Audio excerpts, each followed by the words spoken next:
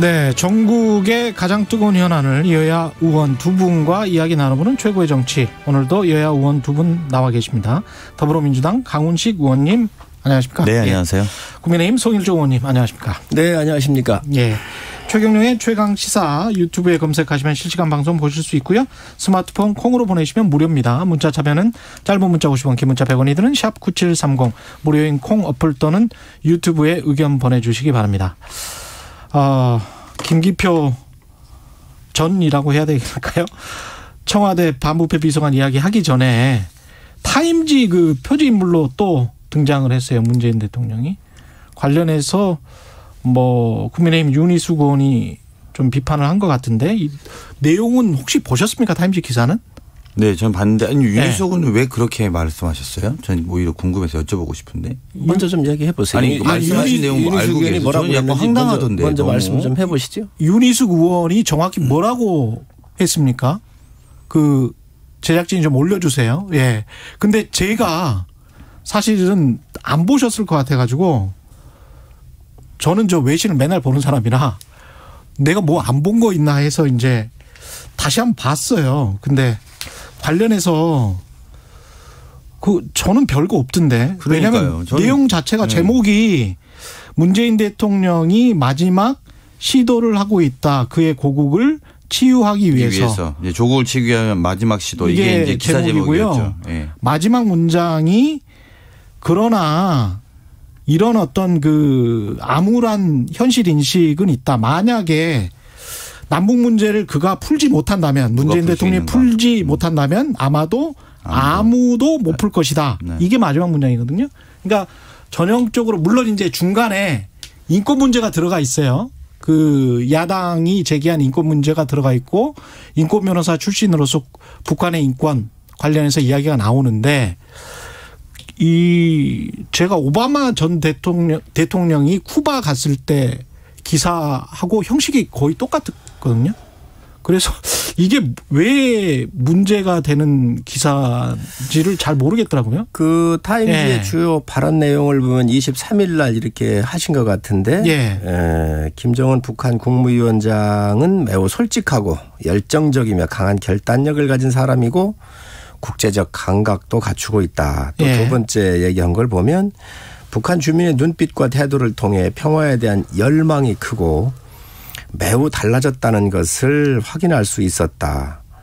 또 김정은이 우리 아이들까지 핵을 머리에 이고 살게 할 수 없다라고 진지하게 말했다. 이런 얘기가 이렇게 나와 있어요. 그런데 북한 주민의 눈빛과 태도를 통해서 평화에 대한 열망이 크고 매우 달라졌다는 걸 확인할 수 있었다.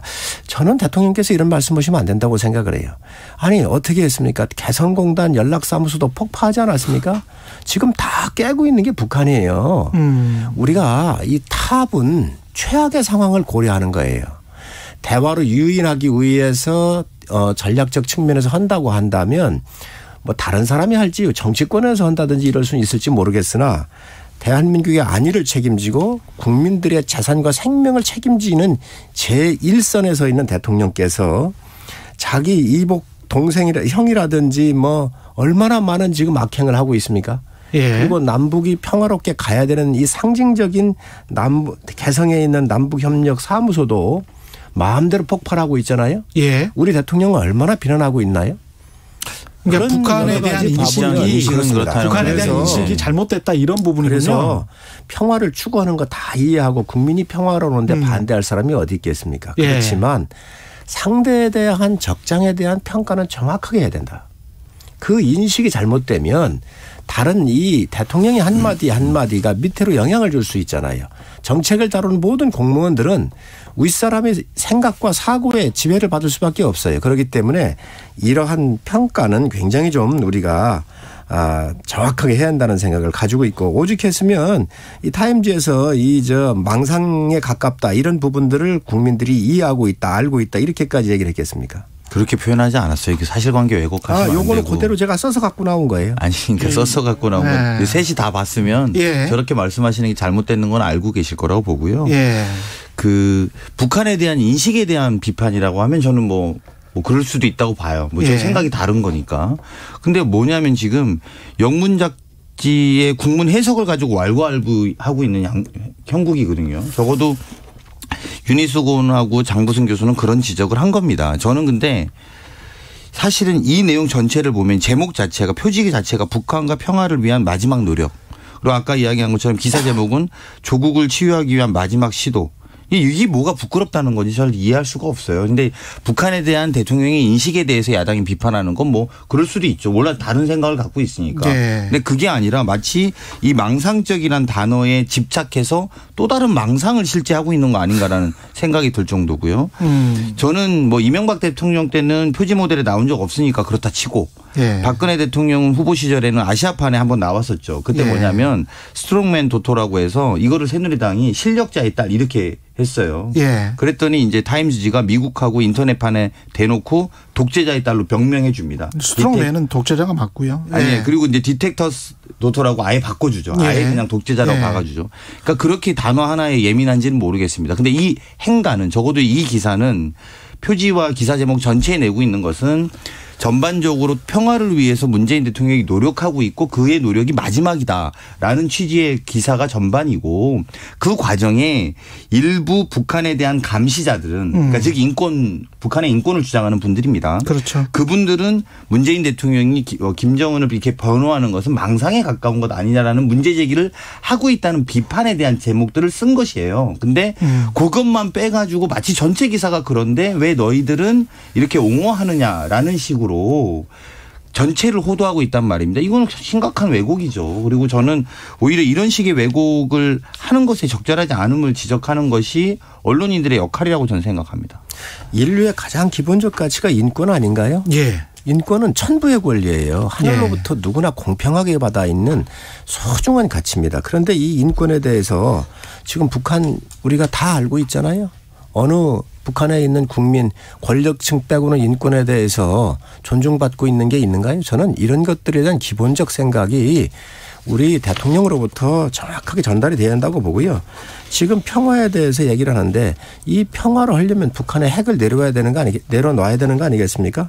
지금 그거 안 내려놓고 있잖아요. 그런데 이런 사람에 대해서 일단 그 평가한 걸 와 보면 평화에 대한 열망이 매우 크고 그런 것들을 눈빛을 통해서 확인할 수 있었다. 저는 이해할 수 없다. 그렇기 때문에 이런 부분에 대해서 문제 제기를 하는 것이고요. 뭐 타임지가 아니라 그 이상 나가면 어떻습니까? 그런데 저는 청와대의 여러 가지 행태가 굉장히 문제가 있다고 생각을 해요. 네. 그저 뭘 자랑하고 싶어 하는 거예요. 그러면 안 돼요. 먼저 G7에 초대받으셔서 갔다 오신 거 상당히 좋은 일이지요. 그런데 사진까지 오려서 그런 거를 올리고요. 대통령이 이 대한민국이 국격이 있습니다라고 얘기를 했는데 외교 의전상 재임 기간대로 그걸 배열해서 자리 배치를 한 건데 마치 그거를 우리 대통령만 특별히 대우받은 것처럼 청와대가 이렇게 국민을 속이는 형태로 해가지고 홍보를 한다 그러면 이 신뢰를 받을 수 없는 거예요. 저는 대통령이 문제가 있는 게 아니라 대통령을 에워싸고 있는 이 실무라인의 사람들이 정말 대통령을 오히려 잘 못 보좌하고 있다. 심각한 문제라고 생각을 해요. 저는 약간 토론이 이 문제에 대한 영문 잡지에 대한 문제에 대한 이야기를 하다가 자꾸 이제 전반으로 남북관계 전반으로 네. 이야기하시고 지금 G7까지 이야기 나올 문제가 아니라고 보고요. 그 이야기는 그 이야기대로 제가 충분히 말할 수 있습니다만 이 문제 자체는 야당의 이런 식의 공격이 졸렬한 거예요. 사실은 뭐냐면 잘했다고 또는 전체 기사가 이런 거라고 하면 이런 거라고 전체를 이야기하고 일부에 있는 한 줄에 있는 그것도 한 단어에 집착해서 망상적이라는 걸 가지고 전체를 마치 비하하는 그 문제 제기를 하고 있는 거 아닙니까? 근데 이걸 마치 지금 이야기하면서 남북관계 전반에 대한 관점이 다르다.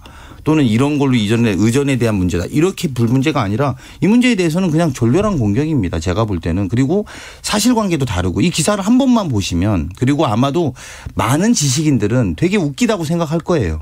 국민의힘이 이런 식의 공격에 대해서 이게 납득이나 아까 이제 진행자도 오죽하면 본인도 읽었는데 문제를 못 느끼겠다고 한 거 아니겠습니까? 그래서 저는 이런 식의 공격들은 정치권에서 자제되는 게 맞다.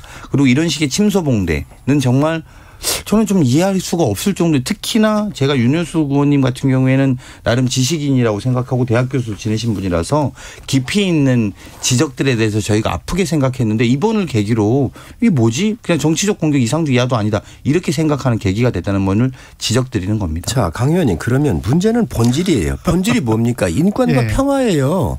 이거에 대해서 인식을 잘못하는 대통령의 인식에 대해서 야당 의원이 문제 제기하는 것을 그렇게 얘기하면 안 돼요. 문제는 인권과 평화에 대한 본질을 제대로 알고 있는가. 이거에 대해서 못하는 김정일에 대해서 잘못 평가한 이 내용에 대해서 지적하는 게 잘못됐습니까? 두 번째, 청와대가 이거를 자랑하다가 지금 문제가 터진 겁니다. 이거. 문제가 아니라니까요. 지금 문제가 아닌 걸 문제라고 하니까 졸렬하다고 제가 하는 거예요. 청와대가 이런 것을 홈페이지에 올리고 G7에 갔다 온 거 가위로 오리지를 않나 뭐 여러 가지 이런 일을 하다가 보니까 이 문제가 나오는 거예요. 그거부터 전 바로 잡으라는 거예요. 이게 그렇게 자랑할 수 있는 사항입니까? 저는 본질에 충실하자 이렇게 말씀드립니다. 저희 언론인 입장에서 이 한마디만 하고 이제 넘어가겠습니다. 미국 언론이 보통 오바마 대통령이 그때도 쿠바를 방문했을 때 쿠바랑 관계 정상화를 하기 위해서 제 기억에 한 2015년 정도 될 거예요.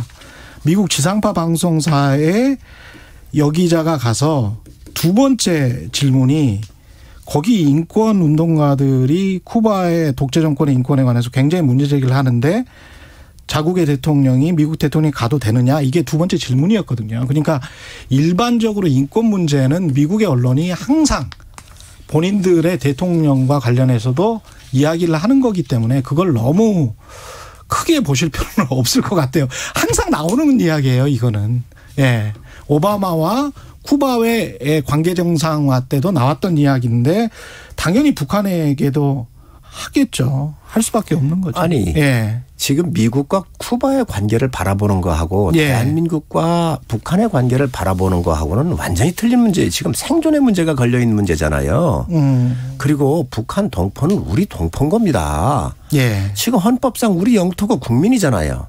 자, 그런 관계에 있어서의 바라보는 시각하고 완전히 국가가 틀리고 인종이 틀린 그런 관계에 바라보는 거에서도 인권 문제가 중요한데 이 부분을 바라보는 대통령의 시각에 대해서 국민들이 우려를 가지고 얘기하는 거에 대해서는 저는 옳다고 생각합니다. 그 말씀이 아니고요. 예. 제가 그만 이야기하시면 될 것 같아요. 그 말이 아니라 인권에 대한 일반론을 이야기했다는 거예요. 예. 이 기사에서는. 근데 언론 이야기한 거예요. 언론에서는 예. 일반론을 이야기했는데 이거를 야당 의원이 지적할 정도의 수준으로 이 전체를 호도하지 말라는 말씀을 하신 거잖아요. 그러니까 예. 그 정도로 이게 일반적인 이야기라는 겁니다. 그래서 예. 저는 다시 한번 말씀드리지만 한국 사회 지식인들이 다 웃고 있을 겁니다. 아마 좀 한번 잘 좀 보시길 바라는 계기가 됐으면 좋겠습니다. 김기표 비서관 투기 의혹은 성일종 의원님께서 이제 지적하실 게 진짜 많을 것 같습니다. 이 부분을 좀 지적을 해 주십시오. 예. 글쎄 이건 예. 참 3월 29일 날 예. 김상조 정책실장께서 사퇴를 하시잖아요. 그 이유는 임대차법이 새로 적용하기 예. 전에 임대료 조금 올린 거예요. 청와대는 그런 곳이에요. 국민한테 모범을 보여야 되기 때문에. 그런데 이 김기표 비서관 같은 경우 3월 31일 날 임명을 하잖아요. 예. 29일 날 정책실장이 부동산 임대값 몇 억 올린 걸 가지고 사퇴를 하는데 31일 날 이러한 어마어마한 국민적 이 공분을 불러일으키는 이 사람을 아무 문제 없다고 임명하고 있으니 이걸 어떻게 설명할 거예요? 저는 이 청와대 그리고 그 이후에 어떻게 됐습니까? LH 사태가 났잖아요. 예. 그러니까 정말 국민들이 다 뒤집어진 거잖아요. 이런 상황에서 이 문제의식이 상당히 문제가 있는 거예요. 청와대 인사검증 시스템이. 당시에도 그 전에는 또 누가 있었냐면은 김의겸 전 청와대 대변인이 사퇴라고 나왔지 않습니까? 예. 그 당시 아주 비슷해요. 연끌 다 해가지고 저 건물 사고했던 거 아닌가요? 이런 사태 연속선상에 있는 청와대 그것도 반부패 비서관이라고 하는 엄청난 자리에 검증도 없이 이것을 임명을 했다. 국민이 용서하겠습니까? 저는 청와대가 정말 왜 이런 시스템이 작동되고 있는지 정말 국민들이 의아해하고 있지요. 이것과 관련해서는 사실은 강훈식 의원님은 별로 할 말씀이 없을 것 같은데 네. 어떻게 보세요? 네, 뭐 저는 논란은 있었지만 어쨌든 국민의 눈높이에 맞는 의사결정 한 거다. 그리고 의견이 이렇게 문제 제기가 돼서 그리고 여당의 입장에서 뭐 국민들한테 이런 면에서 송구스러운 지점이 있다. 저는 이렇게 생각하고요. 예. 근데 어쨌든 중요한 거는 이제 부동산에 대한 공직자의 국민 눈높이가 높아졌다는 겁니다. 그거가 전 중요한 시사점이고 이제 곧 있으면 오늘 권익위에서 국민의힘의 조사도 이제 전수조사 시작을 한다고 발표할 것 같던데요. 예. 이렇게 사퇴 요구하고 이렇게 문제 제기했던 것에 대한 이후의 국민의힘의 대응도 전 잘 지켜봐야 되겠다 이런 생각이 듭니다. 이 청와대가 곤욕스럽고 여당도 곤욕스러운데 뭐 이게 시스템적으로 작동이 잘 안 되고 있기 때문에 그런 거 아니겠습니까? 네. 그래서 청와대 인사수석에 대해서는 저희 원내대표께서도 경질을 여러 번 요청을 했지요. 또 지금까지 오면서 인사의 문제가 너무 많이 노정이 됐잖아요. 네. 그래서 그런 부분들을 했는데 국민들이 청와대가 이런 부분들에 대해서 문제를 안 일으키고 또 검증 자체가 철저하게 됐었을 때에 이 정권이 부동산에 대한 의지가 있구나 이렇게 신뢰할 수 있는 거예요. 이러한 검증을 제대로 못하고 있기 때문에 청와대에 대한 신뢰가 떨어지고 또 그러한 부패가 일어나더라도 이 정부가 의지가 없다라고 이렇게 유추할 수가 있는 건데 이런 측면에서 바라보면은 저는 청와대 인사 라인에서부터 심각하다. 그렇기 때문에 이번에 문책을 좀 요구할 수밖에 없다 말씀드립니다. 이게 지금 부동산 문제는 더불어민주당도 그 12명 의원 가운데 이제 5명이 3주째 버티기 모두 국민의힘 같은 경우는 이제 권익위 부동산 전수조사 관련해서 이거는 그 동의서는 제출이 일부 의원들 안 한다고 했었는데 아마 했습니까? 했을 겁니다. 예. 제가 그거 끝까지 확인 다 못했는데 예. 거의 다 의원들이 냈고 저도 냈습니다. 그래서 예. 아마 그게 다 제출됐을 겁니다. 예. 그래서 이제 권익위의 조사 결과가 나와 봐야 될 것 같고 민주당 같은 경우는 지금 5명은 못 나가겠다 이건가요? 네, 아마 제 생각에는 대표가 그 5명에 대한 결자 해지를 좀 하지 않을까 생각이 들어요. 그러니까 뭐 직접 만나서 좀 당을 위해서 결단해달라고 요청을 하든지 예. 뭐 그런 과정들이 좀 있어야 되지 않을까 생각합니다. 예. 그 이번 주를 이제 슈퍼위크라고 하는데 여야의 고물급 주자들 뭐 윤석열 전 총장 그다음에 이재명 지사 나온다고 하는데요. 일단 윤석열 전 총장부터 어떻게 보십니까? 윤석열 전 총장이 나온다고 하는데 최재형 감사원장이 또 사표를 내실 것 같잖아요. 그러면 이 상황은 그 어떤 대체제 플랜 B 뭐 이렇게 지금 계속 가는 걸로 봐야 될까요? 대체제이거나 플랜 B로 저희가 준비해 놓은 건 아니고요. 예, 원래 이 정권의 여러 가지 억압 그리고 폭정에 있어서 무너지는 국가를 세우기 위해서 나름대로 역할을 하셨던 분들이죠. 예. 그분들이 이게 공무원으로서는 한계가 있구나. 정치권에 들어가서 정치로부터 이러한 문제를 바로잡을 수 있기 때문에 이 뜨거운 애국심에 의해서 이제는 내가 나가가지고 이런 부분을 잡아야 되겠다. 바로 잡아야 되겠다. 이런 생각을 하고 나오시는 것 같고요. 네. 뭐 저희 당에서 뭐 플랜 B가 있거나 무슨 뭐 대체제로서의 뭐 이것은 언론이 만들어낸 이야기지 각각의 출마하고 나오는 것을 저희가 이게 뭐 조정이 되겠습니까? 그래서 그런 내용은 아니고요. 나름대로 각각 자기 판단에 의해서 이런 의사결정을 하시는 거라고 알고 있습니다. 예. 이 윤석열 전 총장과 관련해서는 엑스파일 지난주에 계속 이야기가 있었고 관련해서 이제 그 저도 이렇게 엑스파일을 보긴 봤습니다만은 명확하게 뭐 이거는 확실한 의혹이야라고 해서 언론이 문제 제기를 하기 전까지는 이거는 수면 아래로 이제 다시 가라앉았다 이렇게 봐야 될까요? 어떻게 보십니까? 뭐 저는 계속 나올 거라고 보는데요. 더 솔직한 건 윤석열의 엑스파일에 관심이 없어요. 저희는. 그래요? 민주당은? 국정운영 네. 파일이 없잖아요. 윤석열의 국정운영 파일은 언제 좀 보여줄 건지. 국정운영 파일이 중요하다? 네, 그럼요. 엑스파일은 관심이 없죠. 근데 그거는 이제 그 윤석열 총장을 영입하려는 쪽이 고민인 거지 저희들은 전혀 관심이 없고 고민을 잘 하셨으면 좋겠고 예. 오히려 국민들의 눈높이에서만 보면 예. 윤석열 총장의 국정운영 파일은 과연 뭘까? 아까 이제 인권 엄청 소중하게 생각하신다고 말씀하셔서 보통의 우리가 과거의 검사라는 게 이제 그런 인권을 이야기하는 경우는 별로 인권 검사란 말은 없거든요. 인권 변호사란 말은 있어도. 그래서 그런 정당에서 정말 북한의 인권까지 고민하는 정당에서 얼마나 인권 검사로서 적절한 분을 모시려고 하는지 잘 모르겠습니다만 윤석열 총장의 국정운영 파일은 저희는 좀 궁금하다 이런 말씀드리고 싶고요.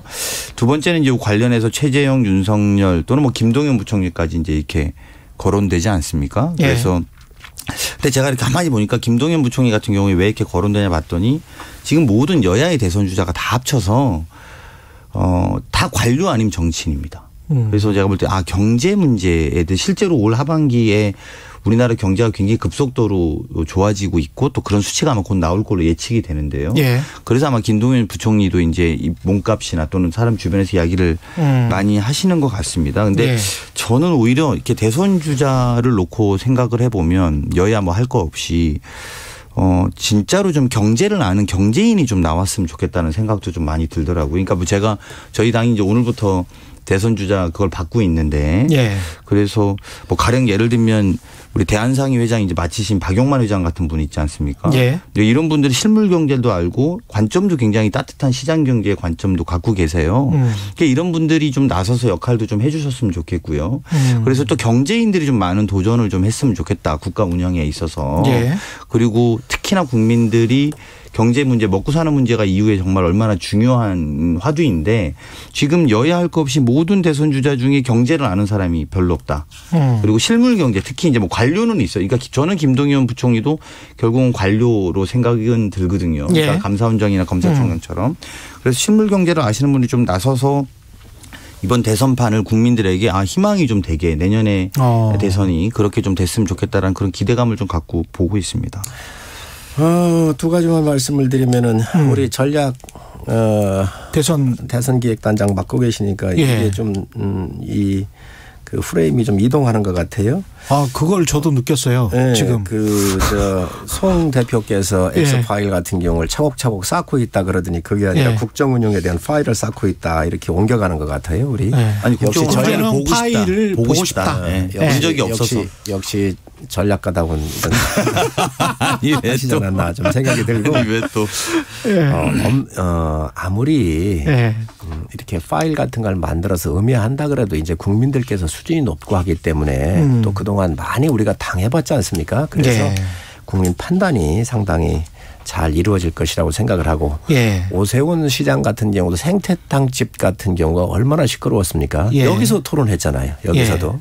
이런 걸 많이 겪었기 때문에 아마 그런 것들은 그렇게 국민들께서 쉽게 속지 않을 것이라고 판단을 하고요.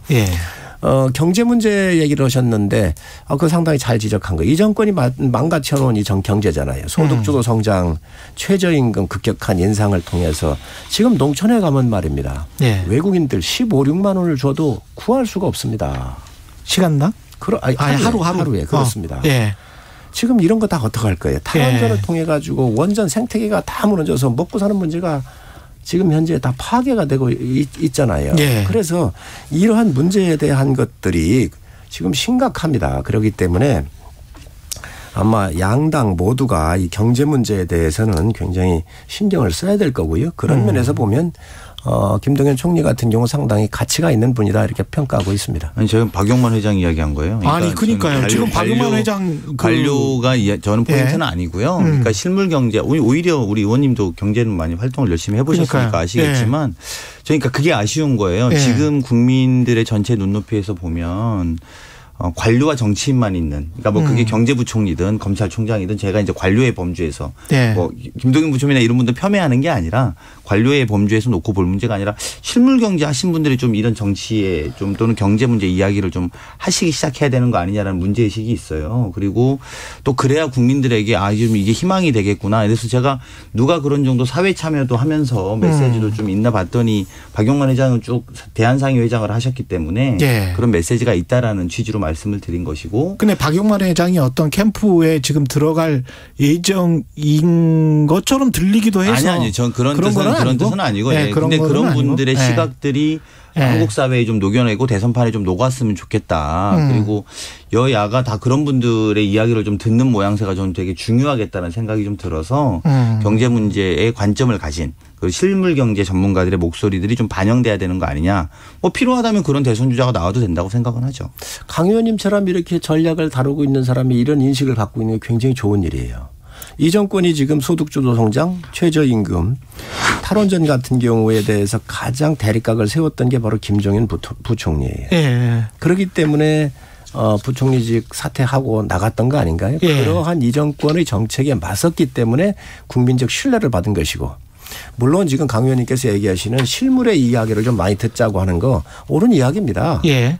그거 뭐 듣지 말라 하더라도 모든 당들이 그런 부분을 수합을 해서 정책으로 만들어낼 거예요. 그런데 김동연 부총리 같은 경우는 바로 이 정권의 경제정책의 실패에 맞서서 비교적 자기 소신을 굽히지 않았던 그러한 분이기 때문에 지금 현재 언론에 많이 나오고 또 김동연 부총리는 어디로 가시나요? 아니 삼지대인가요? 국민의힘인가요? 민주당인가요? 저 너무 궁금해요 이게. 저는 뭐 그렇게 궁금하지는 않은데 여기도 아니라 하시고 저기도 아니라 하셔서 그거 관련해서만 좀 말씀드리면 이제 검찰총장 뭐 감사원장 경제부총리 다 이 정권의 실정 때문에 그분들이 대선 주자 됐다고 이제 오죽하면 그러겠냐 이런 이야기를 야당에서 주로 하시잖아요. 근데 제가 그거 볼 때마다 느끼는데 정말 야당도 오죽 인물이 없으면 그렇게 여당에서 일하던 분을 데리고 가셔야겠어요. 인물 좀 자체 개발을 좀 하셨으면 더 좋겠다는 생각이 들 정도로 아니 자꾸 이제 밖에 있는 그러니까 보통은 저렇게 쓴소리 하면 저 정부에 있으면서 쓴소리 하는구나 반듯하구나 여기까지만 끝내면 국민들은 납득이 되는데 우리 당 들어와라 우리 당 들어와라 하는 모습을 보면 저 당도 정말 인물은 없구나. 지금 제가 볼 때는 이준석 대표 말고는 인물이 없어요. 그러니까 이준석 대표는 그 헌법상의 나이가 안 돼서 출마를 못하고 나머지는 다 여당에서 좀 이렇게 반듯한 이야기 하셨다라고 생각이 들면 그냥 마치 저는 제가 볼 때 반듯하다고 생각도 아닙니다만 그래서 그분들이 검찰총장이나 특히 감사원장도 이제 그만둔다고 하시는데 그게 우리가 독립성과 중립성을 부여한 거 아닙니까? 그런 제도적인 장치로 임기를 보장해 드렸잖아요. 그래서 임기 안에는 소신껏 하라고 하신 거잖아요. 그런데 그런 분들이 임기를 그만두고 나오는 거예요. 왜? 야당에서 우리 대선주자다 대선주자다 자꾸 이렇게 이야기를 하거든요. 본인들이 이제 대선주자가 키울 능력이 없고 그러니까 그렇겠지만 이제 그러다 보니까 이분도 자꾸 이제 그런 지위를 하셨던 거예요. 그러다 보니까 어떻게 되냐. 대부분의 건강한 검사라든지 대부분의 건강한 감사원 직원들은 그렇지 않은데 되게 지금 와서는 회의적인 거예요. 내가 과연 중립적이고 독립적인 지위를 받았는가. 내가 했던 조사들이 중립적이고 독립적인 수사였는가. 지금 1분밖에 안 남아서. 자체 개발 이야기를 하셨는데 우리 당은 열려 있습니다. 그래서 자체에서도 인물이 나오겠지만 없는데, 국가를 위해서 국가를 위해서 또 이 정권이 잘못된 이런 부분들에 대해서 국민을 위해서 싸워주고 했었던 좋은 인재들은 뭐 여당에서 좋은 인재가 있다고 한다면 저희 당으로 와도 됩니다. 그래서 모든 당이라는 것이 열려 있어야지요. 그리고 이러한 좋은 인재들이 국가를 위해서 또 일할 수 있는 기회를 부여하는 게 정당의 의무이기 때문에 저희는 뭐 내부든 외부든 좋은 인재가 있다고 한다면 언제든지 여는 게 저희 당의 목표다. 김동연 부총리까지 포함되어 있습니다. 왔으면 좋겠습니다. 그래요? 네. 저희도 열려 있어요. 열려 있는데 저렇게 열려 있지 않고 적어도 우리 정부의 국정운영 철학과 내용에 동의했던 분들이 갑자기 쓴소리 좀 몇 번 했다고 야당의 대선 주자가 되는 식으로 열려 있지 않고요. 철학과 국정운영의 방향에 동의하시는 분들에 대해서만 다 함께 했으면 좋겠다. 이렇게 말씀드립니다. 좀 말씀 감사하고요. 최고의 정책 국민의힘 성일정 의원 더불어민주당 강훈식 의원이었습니다. 고맙습니다. 고맙습니다. 네, 감사합니다. KBS 1라디오 최근의 최강시사 2부는 여기까지고요. 3부에서는 경제합시다 박정호 교수와 함께합니다.